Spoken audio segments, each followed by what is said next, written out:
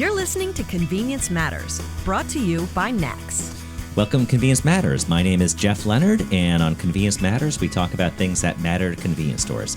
If they matter to convenience stores, they matter to just about everyone because convenience stores get about 160 million customers every single day. And I'm Carolyn Schneer, and we're all about saving our customers time, energy, and that's what we're going to do is give them convenience.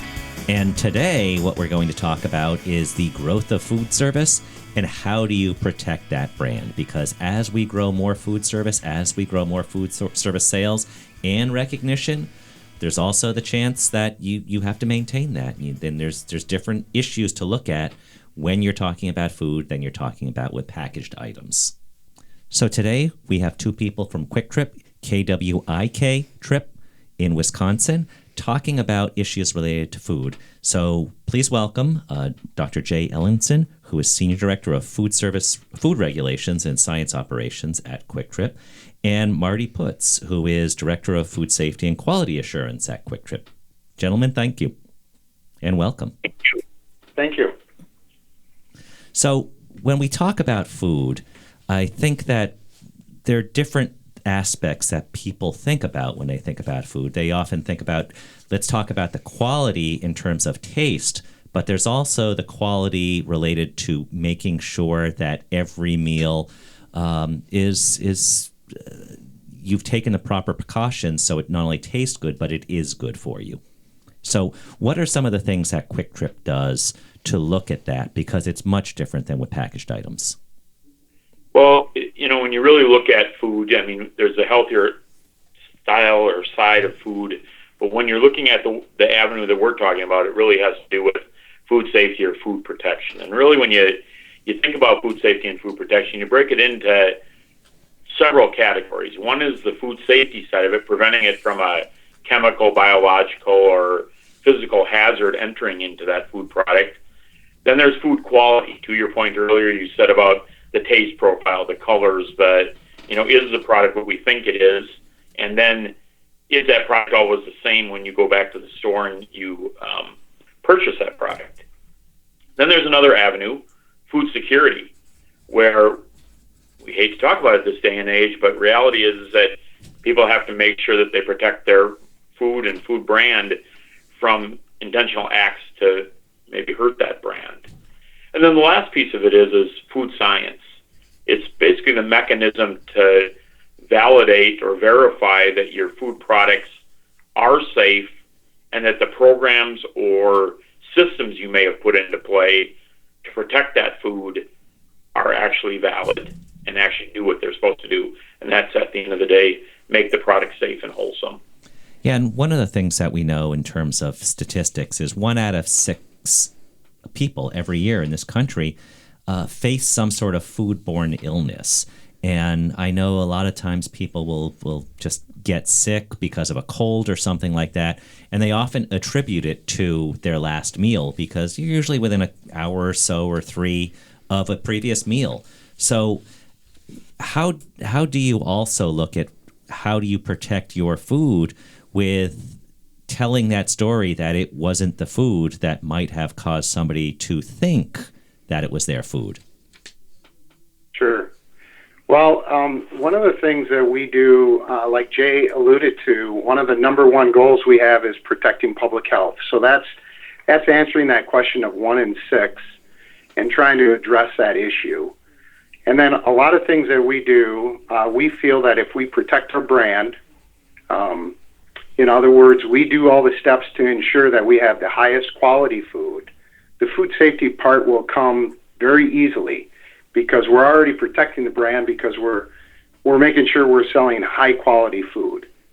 One of the other ways we do it is we record or we keep track of all of our complaints that come back into our support center to ensure that we follow up with every complaint that comes on, whether it's a flavor complaint, whether it's an illness complaint. All of those get followed up with on a regular basis. And I'll kind of follow up with that, and Marty's absolutely right. You have to build systems to actually get information to try to make sure that we understand what might be going on, whether it be a public health issue and or something going on with the quality of our product. But it's important to understand on the backside of that, when people get sick, there's a window of opportunity for the illness to play out, and that's going back to the basic microbiology side of the business. And it's certain organisms make you sick in a certain window of time. Now, that window of time can change and vary a little bit based on your immune system and age and that type of thing. But most organisms, there's a window of time. So if somebody comes in and says they got sick on your product within 2 hours, more than likely, it probably wasn't your product. It was probably something they ate within the last 12 or 24 hours. There are some toxins out there that can make you sick in a 4 to 6 hour window. But if somebody ate something and they were sick within an hour or two, it's highly unlikely it had anything to do with the product that you had. More than likely it was something that they ate several hours ago, and that should be anywhere from 8 to 12 hours or 24 hours before. So this day and age, we have heard, as Jeff mentioned, different restaurants, retailers that have had issues with this. Now, what's your mechanism for customers telling you something like this? Do you have signage at the store? How do you communicate with customers to tell them, not only obviously if they get sick or something that they want to call you and probably tell you rather vehemently how annoyed they are at some point or another, which hopefully they're not, but you also talked about flavor, quality, everything you want to hear back. You want to hear that customer feedback and then implement it in your processes down the line. What's your mechanism for consumers reaching out to you? So for consumers reaching out to us, we have essentially a one hotline number, if you would. Our stores only have one communication line back to our support center, and that runs through what we call the nerve center of our system, and that's our communication center. So when it comes back to the communication center's job is to ensure they code it correctly, so it's a food or a food packaging issue. And then we follow that up with a department called risk management that helps manage every food and food packaging complaint call that we have come in. And they work very closely with our food safety and quality assurance department and other departments on our campus to ensure that everybody gets notified, whether it's a flavor profile issue, whether it's, we make our own milk, so is our milk off flavor? Or is the color not right in something else we sell? So all of those things are examples of communication center collection of that information. And then when people complain back to our individual stores, our stores have the forms that fill out that follow up with the individual customers as well, or our guests as well, to ensure those are handled in a timely manner. We collect from every guest all of the contact information pertinent to whatever complaint it is. And then we not only follow up with the store, but we also follow up with the guest in every opportunity that we do have. And I like that you talked about how it's systems. And what struck me when we go on these ideas to go video shoots and we talk to chefs at stores, the second time I talked to a chef who said he was a pilot, I said, wow, that's interesting. How'd you go from flying a plane to being a chef? And they both had the same answer. They said, there's a lot more similarity than you think. It's about a system. It's about a checklist. It's about not just free-forming and saying more oregano or something like that. It's got to be the same every time because food quality is much like landing a plane. You don't do it 99% well. You do it 100% well. Exactly. That's exactly right. And I kind of to follow up with Marty's comments. I mean, this didn't happen overnight at Quick Trip. There's teams and groups of people that collectively got together and said, okay, we got to look at our guests. We have to look at our systems at retail. We have to look at how we distribute the food to retail. We got to back it up to say, all right, where are we at in production? How do we communicate with the production group? And we brought all that group together. And then to Marty's point, our kind of main nerve line is our communication center, but it doesn't function without all those teams working together. It just doesn't work. And so it's taken us a few years to get it where it is today, but I tell you the hard work and effort by everybody that's on that team that are involved with that communication all the way back to the guest again, it's it's just the right thing to do to protect public health. So speaking of public health, I read somewhere that you work really closely with regulators, public health departments. Do you help them with the regulations, or are you working in tandem with them as they create things or educating them? I think you kind of hit it on both. Marty and I believe that we think education on both sides of the camp is the best thing to do. Regulations come out of Washington, D.C. They come into the states of which we do business, but they sometimes don't have a clear understanding of how it impacts a business, especially a food service business. And so what we've done is over time, not only through the events that we put together annually in terms of education, we reach out to them. We go meet with them on a regular basis to talk about things that are going on, not only with regulations, but we may have going on inside of our organization. And we think it's imperative that you have transparency with the government, that you show them what you're doing. If they see something that they don't understand or don't like, which can happen, then you talk through it. And once you create that relationship, the trust creates transparency, transparency creates trust. And, I think on both sides in our world, we feel in all the states we do business in, we opened up those lines of communication. And at the end of the day, it works out well because we have a very open dialogue with the regulatory people that we work with. Marty, maybe you want to comment on retail and kind of how it's worked out there too. Yeah, on the retail side, we've also been able to utilize those same contacts and talk about, okay, who's in charge of your inspectors, who's in charge of your agency or the agencies, to ensure that we have compliance throughout our chain. We have 550 C-stores. We are in 3 states right now, Minnesota, Iowa, and Wisconsin, and we want to make sure that how we communicate to those stores to execute our programs is consistent with what the state's expectations are. So we utilize the inspection reports that we get back from states and local agencies as benchmarking tools to identify, hey, do we have anything that we need to address systemic across all of our stores? And then once we have that, we also go to third party and figure out, hey, are we above and beyond where the state is? Our expectation is the inspection reports that we receive from the state and the regulators is essentially the floor. That's our expectation, is that we have perfect scores with our states. And you can only do that if you know what avenue are they taking, what's their understanding of the FDA food code? Does it match what you're doing?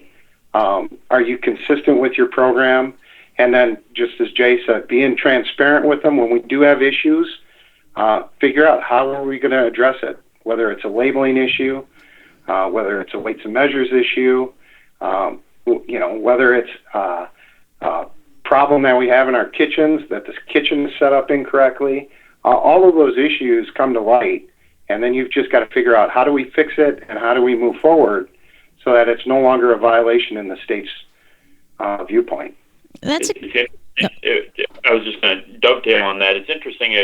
We've even had the opportunities where the states now come to us and ask us, can we come into your stores or into your production facilities, and can we train people there and do some videotaping of how to do it wrong and right? And when they say wrong, they kind of set up these mock scenarios inside the facilities, because we feel, in transparency, you got to just open up the gates and say, we're in the food business and we want to protect public health. And, if you see something that, it's not right, then please tell us. And it's kind of flipped all the way around where the states now reach out to us and ask us questions about something that they may be working on. And it's like, how will this impact the businesses out there, any retail business or any production type of business? And so the communication has really become a two-way street. And in the beginning, people always fear about government. It's a one-way street. That's not true. I think if everybody's transparent and everybody's open, the trust is there, and it opens up those communication lines. I think that's a model for not only food safety, but what we try to tell all of our retailers and those involved at NACS is that you need to befriend your local public health, your local officials, because if they don't hear it from you, they're just going to make it up. And that's probably the worst thing that can happen, because you don't want them necessarily telling you what to do when it really doesn't apply to the situation we're in, whether it's food safety or data security, you name it. But I think I applaud that. That's just a great pattern to follow, and I think we should talk more with our other retailers in doing that with all of our issues. We agree with that. So one thing as we wrap this up in talking about it, it is not an option to ignore it, and if you ignore it, then you don't have to worry about anything happening because you're not paying attention. The opposite is true. You have to be incredibly vigilant, and it's not because you have issues or a problem, but it's to make something as unlikely as possible. What resources do you suggest for retailers out there that they might look at to get a further understanding and get to the level that Quick Trip is, where this is part of your DNA now in terms of how do you go to market? What is out there for others to look at to really take it as far as they can in terms of food safety, food protection? I'll make a comment. I think that there are two great resources for your and it doesn't matter what state it is. I think your local ag or health department are great resources for education and communication. I think that people underutilize some of those areas. I also think some of the local or the state school programs, the state colleges, state universities, they also have departments that are involved in public health. You can reach out to them, and they are more than willing to help and share in what they understand. And then the last one is your local inspector. You can reach out to them first, talk to them about what you may have concerns with, and they can help support and drive you in that direction. Now, Marty and I would love to help out everybody we could. I mean, I think we both enjoy this career of what we do and protecting public health and protecting, the brand here at Quick Trip. But we love the collegial relationships we have out there, whether it be Nestle's, Tyson, you kind of name pretty much any company, PepsiCo, they're all willing to help out too. It's just a process to get to know who those individuals are. But people in our arena, I think, are very collegial in this professional career. Oh, I think. Go ahead. I'm sorry. I was just going to say, I think in this arena, food safety is not a competitive advantage. And one of the things we learned early on is that you can't be as protective of your food safety program as you are with your other business programs. I think food safety, protecting public health, protecting your brand, if one of us has an incident, we all have an incident. So we look at it as, hey, communicate with people that are in like industries, understand how other people are controlling risk, understand how other people are trying to protect their brand, protecting public health, and then learn from that. And then don't be afraid to look at, whether you bring in a third party. Sometimes you bring in a third party and you're a little bit nervous about how are they going to score us? How are they going to evaluate how we're doing? If they're truly looking at your food safety program, they can help you develop a stronger program, a more robust program that is ahead of where you were when you started. So I think it's taking a step out of your business and trying to figure out, what does everybody else in this industry do? How do we all protect public health? And then use some of the resources that Jay's talking about, are outstanding resources that are very affordable for businesses. Right. So I think those are all good ideas. Yep. Can't think of better last words. Marty and Jay, thank you so much, and thank you for listening to Convenience Matters. You've been listening to Convenience Matters, brought to you by NACS. For more information, go to nacsonline.com.